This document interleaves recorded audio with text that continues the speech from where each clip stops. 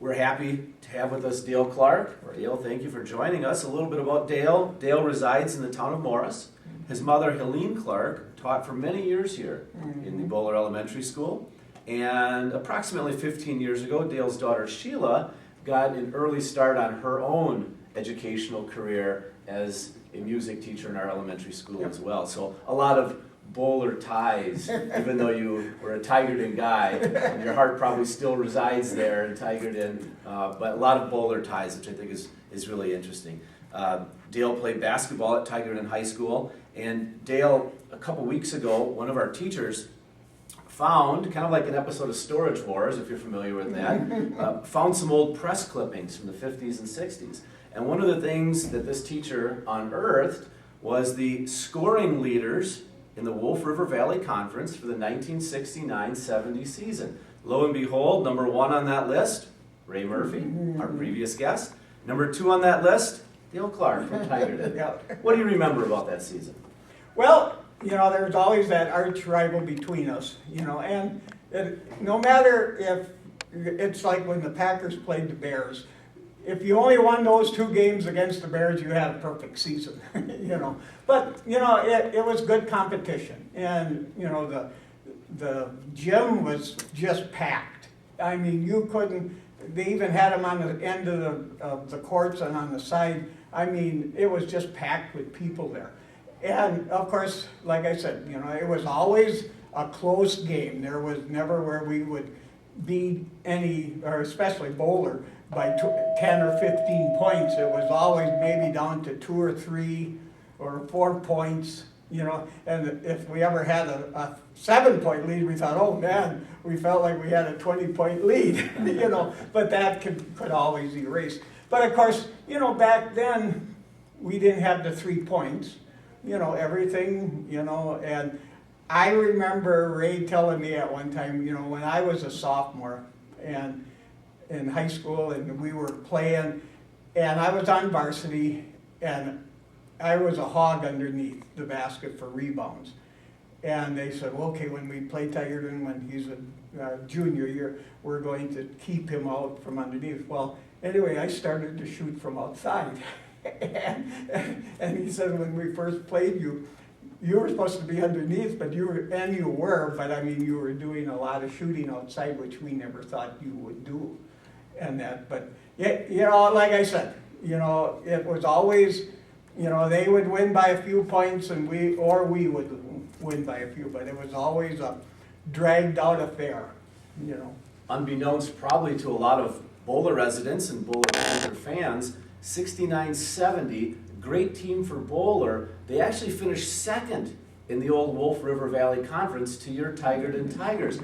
8-2 Tigerton, Bowler 7-3, and the real interesting thing is only 10 conference games. I believe 1961 Mattoon closes their school. They drop out of the old Wolf River Conference. So 10 games. It seems like every game was so meaningful at that point. Oh, it was. We would play White Lake. That was always a tough game. The big thing I always remember, our coach that we had as I was a sophomore, he stressed defense, and our defense wasn't very good. I think we scored like 88 points a game, but we gave up like 85 points a game, And we, when you look at the NBA and, they played at that time 12, now if they play, I think they still do, I don't watch it anymore, but we played 8-minute quarters, and Tigerton had gone over 100 4 times. So, I mean, we did have a lot of scoring. I think I averaged at that time like 24 points a game, but, and I had other ball players that could shoot from outside. And I always told them if they missed, don't worry, I'll get the rebound. But when they were making them, then I had to work for my baskets. But yeah, I mean, we just, like I said, we went over 100 4 times. And at the time when I was a sophomore, we lost a game to Bear Creek. Bear Creek is gone, but they're in Clintonville. And we lost 105 to 103. and I had 47 points that night. And anyway, you know, and the coach said, man, you just played, you know, tremendous, but, you know, we still lost. But then, you know, and that record is still until, well, Garrett Rogowski that lives down there, he tied my record. But of course, we didn't have 3 points back then, he did. But, you know, I didn't think much of it. Sure, it's a lot of points, but we lost yet. Right. But I mean, not too many people can say we lost when you said, well, what did you lose by? I said 2 points, 105 to 103. Mm-hmm. So, Right, and many folks consider the 60s and 70s really the glory years of high school basketball in this state in terms of athletic participation, fan attendance, and so on. We don't see that quite to that level, obviously, today, which is unfortunate. How did playing sports in the late 60s help shape you into the adult that you became? well, you know, like I said, I found where, you know, discipline, you know, and, you know, try to be a leadership and stuff, and that's, you know, when I got into the military, you're sure we all have to go through boot camp and all of this other stuff, but, you know, you sort of thrived on what, you know, what you were taught when you were, and the teachers. I'm not saying, you know, we got along sometimes, but we did, you know, because we had a good, you know, no communication problem, and if you had a problem, you know, they would sit down and help you. You see, now that I don't know how this all works now in the new schools and this, but I really think, and I know Al, because Al has been with, well, he was in our grade until I think he moved to Marion on us and that, but then when Sheila said, well, I'm working with Al Marquette, and I thought, you know, so, and like I said, I think it's helped me a lot because, you know, you can't always have it your way. Right. You know, you have to be able to you know, adjust, and, you know, and my daughter being a teacher right now, this is really hard on her, and being a music teacher, but the problem, I said, yeah, it's bad, but of course, you know, there's things that when I worked never came out to be what I wanted it to be either. But, you know, you just have to live with the flow, and hopefully it will come back. Right. You know, that's the whole thing. Right. That reminds me of a quote I've heard recently. The old dreams were good dreams. Mm-hmm. They didn't all come true, but I'm glad I had them. There's a lot of that truth to live your life. Definitely. We've talked quite a bit about your background. What else can you tell us about yourself? Maybe your career, your family? Okay, when I got out of high school, I had gone to the technical school up in Wausau, and I got a degree in printing. And I was at the technical school there. Well, anyway, at that time they said the jobs were at the Fox Valley, Appleton, or out in Minneapolis. Well, I'm not a big city person, and I would never, but anyway, I had gone, but then I went into the military. And I did, after I got that done, was I started to work at Marathon Electric, and they did have a printing part, and I did quite a bit of printing up there. Well, then after a while, they asked me if I would like to go into quality control, and I thought, well, where does printing and quality control? Well, don't worry, you know, we'll show you, you know, and some on-the-job training and that. But so I was working at Marathon Electric. We built generators, motors, everything, and matter of fact, now, well, I've been retired now 8 years, and that, but. We have plants all over the world, but it was locally owned right in Wausau. And it worked, you know, like I said, a lot of times I would make some programming for machines and then check, we got into ISO 9000, so if you wanted to be world competitive, you had to be into this. So, yeah, I was, I always said, I always would have loved to have gone back to printing in the darkroom. Because you could develop the film and all, and I really love that. But of course, you know, it doesn't always work out for you when you wanted to do stuff like that. Right. But yeah, like I said, that's what, and And like I said, I met my wife up there. I don't know if I want to get too far ahead of here, but anyway, yeah, like I said, and when they offered me early retirement, I snapped at it right then and there. And like I always tell Al, life is good being retired, you know. You alluded to your military experience. Could you expand on that a little bit? What branch, what years you served? Okay, I joined on December 4th of 1971. And I stayed with that. Matter of fact, when I joined the Army National Guard, and when I came back, then that's when I really finished my technical, because my brother had just gotten back from Vietnam in '69. I was still in high school, and that. But anyway, he always said, well, there's the National Guard or Army Reserve, not saying that you can't get activated. And well, anyway, I started then, and when I came back after my 6 months of duty, then I had finished my technical school, and they honored everything. So anyway, after that, I was in it from 71 to 93. I stayed with it, and I was in infantry, which they always called us bullet stoppers, because, that's just the way what our MOS was. But anyway, then I went to artillery, and then at the end, about the last 7 years, I was an instructor. And I instructed students that, you had to, and that was at Fort McCoy, and if you wanted to get promoted, you had to have these classes. And there was PLDC, there was BNOC, ANOC, First Sergeant. I taught all of that stuff. And anyway, so until the time I decided that I had enough. I had 22 years. And anyway, but from my family, my uncle was in World War II on my dad's side, and he was in Pearl Harbor when it got hit. And he never talked about it much, but the only thing he said, the reason that why I'm alive is because my best buddy came home drunk. And anyway, he asked me to take his KP, and I did. And the barracks that I would have been in was bombed. And he said, that's the only reason why I'm alive. And my grandma Clark always told, she didn't know if he was alive until the end of January. So this happened December 7th.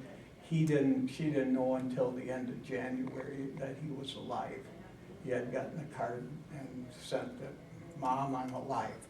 And then of course I had a cousin that was in the Korean War, and my brother was in the Vietnam War. And the thing is, I was activated for the first Gulf War. And I was down at Fort McCoy helping or instructing a lot of doctors and lawyers and stuff that were in the military, and they didn't really like land navigation, because they always would say, well, I'm going to be in a hospital. I won't be out in the field. Well, I'm just saying we have to instruct you in that. And that's when I got into instructing, and that because of my MOS and that. So yeah, that's where that is. You shared quite a few of your experiences there. Are there any others, maybe a memorable experience or something that still sticks with you today, all these years later? In '86, we were activated for a reforger in Germany. And that was to show that if we ever had to go to World War against Russia. And at that time I was in artillery, and we had gone over there, and we were over there for about a month and a half. And anyway, the thing that was really, we were stationed at Augsburg, but anyway, I got to go it was a long weekend pass to Adolf Hitler's Eagle's Nest. And that was in Berchtesgaden. and we got to go in we stayed at a General Walker Hotel, and that was for the SS. And the stuff that they showed us that, money was never a problem over there because Adolf Hitler would just have money printed up. And we would go down into these caves like in the mountains where he had everything down in the mountain for his SS. And he had an elevator that would, and we got to go on that. They always say rank has its privileges, which I never thought much about it, but they did. And we went in to an elevator that went up 380 feet through the mountain it would come up to his eagle's nest. And we did get to go in the eagle's nest. And that was, not too many people can sit and think about, okay, who's Adolf Hitler, but we're in the generation that we could see this. And we sat at these huge tables, and it was always decked up really nice, but he just said you're sitting in chairs that Adolf Hitler had sat in. Wow, that's And really, it was really amazing. It was a lot of history, and just to find that out, but yeah, like I said, that was one experience. I was on the Wisconsin National Guard rifle team, and which I was on for 3 years, and we traveled all over the United States. As long, it worked, never said I couldn't do it. So, but yeah, we did all over. And they always, Wisconsin, Minnesota, and Michigan always were the best in shooting. And they just said, well, you guys hunt deer year-round up there. But we were on that for 3 years. And I went to quite a few different forts and that, but yeah. Very interesting. And, When you hear the term Veterans Day, that expression, what does that really mean to you? well, it really, being that when you're older, you don't, you think about it, that what a lot of people had given up and lost their lives, when you sit there and you talk about Pearl Harbor and you talk about D-Day and all of this other, were people that lost their lives. It's just, and yeah, I'm glad that they have a day that they honor the veterans. And also, when you see a veteran, always thank them, because that is really, they've seen a lot, But yeah, like I said, they've gone through a lot, and that's why I'm glad that we do have something. And sure, this year, I'm glad, like when Al came to our house, and he mentioned this, and I thought, sure, I would just love to do stuff like this to remember some of the veterans. And that, but yeah, Absolutely. it is. They've sacrificed a lot, and a lot of them lost, in that. But Well, Dale Clark, let me say thank you for your service to our country, and your country. Thank you very much. Mhm. And thank you for joining us. And I believe that Al Marquardt has set up a free throw shooting competition in the gym between Ray Murphy and yourself. So if you really want to get the old blood flowing from 69-70, the opportunity does exist, I understand. well, okay, isn't it? I think the free throw lines are 15 feet. Correct. Maybe you could move it to 7. It's just an idea. Yeah, I know when my daughter taught here, and she be in music, and she would help. I said that one time I came, and she said, well, we're playing bowler, or Tigerton. And so but she said, I'm gonna play in Al's pep band. And I thought, well, that's fine. And I sat over there, and by bowler, but at halftime I went over by Tigerton. Well, of course I said, hey, what do you do? My mom had this years ago, Right. when I played. And now that I don't have somebody out there playing, but yeah, I said, well, it is what it is, but the matter of fact, I had gone to a few Tigerton games, but I did go to the one when bowler. And matter of fact, I ran into John Bruner, and I played it. I know he was a year older than me, but he played with Ray and all of that. And anyway, him and I were And of course, I was sitting over on the Boulder side, you know, and guys from Tigard in there saying, "What in the world are you doing here?" And I said, "Well, I got talking to John, and you know, and and his son, I think, was the head coach here, I think, at that time." Anyway, he just said to me, "Boy, they don't fill these stands like when you and I played." And I said, "You know, sure, it was rough because you know, it was." I said about 2 days before the game, I couldn't sleep because I was so pumped up that I'm going to be playing Boulder. It's going to be a big arch rival. It's for conference, all of this stuff. But yeah, like I said, it's good to talk to some of these people. Well, thank you so much for sharing your memories today. Okay, you bet. Appreciate it. Thank you. Thank you.